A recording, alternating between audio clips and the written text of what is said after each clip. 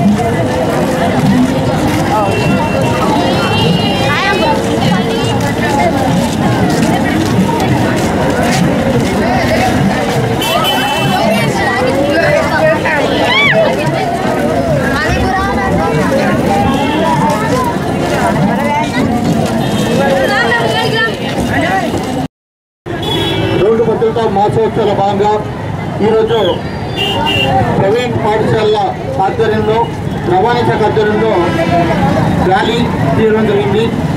దానికి సాధించినటువంటి కరస్పాండెంట్ మిత్రులకు మరియు రవాణా శాఖ అధికారి శ్రీనివాస్ గారికి, అలాగే ఎమ్మెల్యే నుండి శ్రీ వెంకన్న గారికి, రామారావు గారికి, ప్రబలమణం గారికి, అభిలేష్ గారికి, మరి సిబ్బంది అందరికీ కూడా పేరు పేరు ధన్యవాదాలు తెలియజేసుకుంటూ, ఇలాంటి మాసోత్సవాలు ఏదైతే ఈ యొక్క నెలంతా కూడా అన్ని స్కూల్లో అవేర్నెస్ ప్రోగ్రాం చేయడం జరిగింది.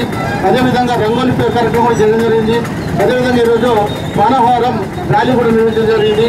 దీనిలో ప్రతి ఒక్కరు కూడా ప్రైవేట్ పాఠశాలలందరూ కూడా పాల్గొని ఈ విజయవంతం చేయడం జరిగింది. దీనికి సహకరించిన పిల్లలందరికీ కూడా పేరు పేరు ధన్యవాదాలు, కృతజ్ఞతలు తెలియజేసుకుంటారు సార్. Thank you madam.